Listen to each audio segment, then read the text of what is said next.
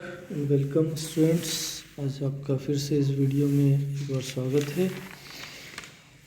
और आज हम इस वीडियो के अंदर आगे संस्कृति के टॉपिक के लिए पढ़ेंगे। संस्कृति की परिभाषा को, उस कंसेप्ट को स्पष्ट करने का प्रयास करेंगे। पिछले वीडियो में हमने पढ़ा था कि मनुष्य में कुछ विशेष क्षमताएं हैं जिससे कि वो संस्कृति का निर्माण कर सका है।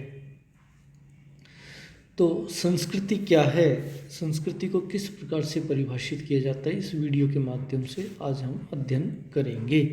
लेकिन आप हमारे वीडियो लाइक और शेयर ज़रूर करते रहें, चैनल को बेल आइकन दबाकर सब्सक्राइब ज़रूर करते रहें ताकि सभी वीडियो आपके पास में पहुंचती रहे। संस्कृति की परिभाषा, संस्कृति क्या है। संस्कृति के बारे में जानने के लिए एक तो मानव शास्त्री जिन्होंने संस्कृति का अध्ययन किया है, दूसरे समाजशास्त्री हैं जिन्होंने संस्कृति के अध्ययन को किया है। तो वो क्या संस्कृति को अर्थ देते हैं। सबसे पहले हम इसको मानव शास्त्रीय अर्थ के बारे में संस्कृति की परिभाषा को पढ़ेंगे। संस्कृति का मानव शास्त्रीय अर्थ क्या है।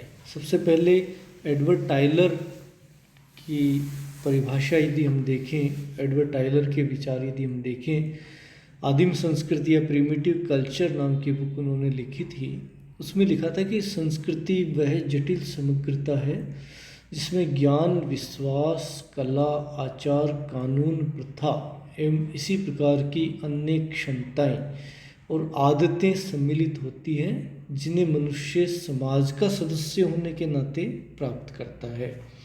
एक तरह से संस्कृति के अंदर जो कुछ प्रकृति में पाया जाता है, भौतिक और अभौतिक, मूर्त तथा अमूर्त, जैसे इसमें विश्वास हो, ज्ञान हो, आचार हो, कला हो, प्रथा हो या कोई भी भौतिक वस्तु, वो सभी संस्कृति के अंदर सम्मिलित की जाती हैं। अर्थात ये सामाजिक विरासत, मनुष्य समाज का सदस्य होने के नाते प्राप्त करने का अर्थ है कि ये सामाजिक विरासत के रूप में मनुष्य को प्राप्त होती है। तो इसे हम संस्कृति कहते हैं, इस जटिल समग्रता को, व्यवस्था को। दूसरे विचार हम देखें हर्कोविट्स के मैन एंड हिज वर्क में उन्होंने लिखा है कि बहुत ही छोटी और संक्षिप्त परिभाषा लेकिन बहुत ही महत्वपूर्ण परिभाषा उनके द्वारा दी गई कि संस्कृति पर्यावरण का मानव निर्मित भाग है। ये कहा गया कि पर्यावरण के दो भाग होते हैं, प्राकृतिक और दूसरा मानव निर्मित।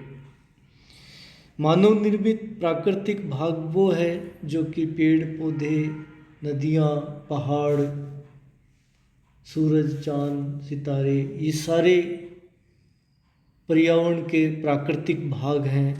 लेकिन वहीं दूसरी ओर इनके अंदर जब मनुष्य का योगदान होता है और जिनके माध्यम से मनुष्य योगदान दे करके इन्हें कुछ निर्मित करता है, तो ये पर्यावरण का वह भाग है जो मानव निर्मित होता है। ये भौतिक और अभौतिक दोनों हो सकते हैं। भौतिक में टेबल, कुर्सी, कपड़ा आदि आ जाते हैं। अभौतिक के अंदर विज्ञान, धर्म, दर्शन, कला, प्रथाएं, नियम आदि आ जाते हैं। अर्थात संस्कृति के अंदर भौतिक और अभौतिक जो कि मनुष्य के योगदान से निर्मित है, ये सारी चीज़ें संस्कृति के अंदर आती है। अर्थात संस्कृति पर्यावरण का मानव निर्मित भाग होता है। इसी के अंदर हम हॉबेल की परिभाषा के ऊपर बात करें। Man in the primitive world में उन्होंने लिखा है, हॉबेल ने, कि संस्कृति सीखे हुए व्यवहार प्रतिमानों का कुल योग है जो किसी समाज के सदस्यों की विशेषता है, जो किसी प्राणी शास्त्रीय विरासत का परिणाम नहीं है। अर्थात ये जो व्यवहार के प्रतिमान है, कुलक, व्यवहार के प्रतिमानों का कुलक जिसको कि सीखा जाता है और समाज के सदस्यों के अंदर दिखाई देती है, और ये जन्म से, अर्थात प्राणी शास्त्रीय का तात्पर्य है कि जन्म से उसको प्राप्त नहीं होती बल्कि समाज का सदस्य होने के नाते प्राप्त होती है। इसी के अंतर्गत हम यदि मेलानोव्स्की ने ए साइंटिफिक थ्योरी ऑफ कल्चर में जो लिखा संस्कृति के बारे में, मानव शास्त्री मेलानोव्स्की ने, कि संस्कृति जीवन व्यतीत करने की एक संपूर्ण विधि है, जीवन गुजारने की एक संपूर्ण विधि जो कि व्यक्ति की शारीरिक, मानसिक व अन्य आवश्यकताओं की पूर्ति करती है, उससे प्रकृति के बंधनों से मुक्त करती है। अर्थात उसकी जो संपूर्ण जीवन व्यतीत करने की विधि है, जिससे कि शारीरिक और मानसिक जो उसके बंधन होते हैं या अन्य प्रकार की आवश्यकताओं जो होती है उनको पूर्ण करने में योगदान उसको मिलती है, और उससे प्रकृति के दौरान जो कष्ट सामने आते हैं, बंधन सामने आते हैं, उन बंधनों से वो मुक्त कर देती है। ये तो इसमें मानव शास्त्रियों के द्वारा दी गई परिभाषाएं थी। अब यदि हम समाज शास्त्रियों के द्वारा दी गई परिभाषाएं देखें तो मैकाइवर पेज ने सोसाइटी में लिखा है कि संस्कृति हमारे नित्य प्रतिदिन के रहन सहन, साहित्य, धर्म, कला, मनोरंजन, आनंद में पाए जाने वाले विचारों के ढंग में हमारी प्रकृति की अभिव्यक्ति है। अर्थात जो हमारा नित्य प्रतिदिन का रहन सहन, साहित्य, धर्म, कला, मनोरंजन और आनंद में पाए जाने वाले विचारों के ढंग है, उसकी जो प्रकृति है वो ही संस्कृति है। यानी सामूहिक रूप से जो व्यक्त होती है, जो सभी व्यक्ति जिससे जुड़े हुए हैं, वो संस्कृति मानी जाती है। एक दूसरे के साथ में जुड़ाव देखा जा सकता है।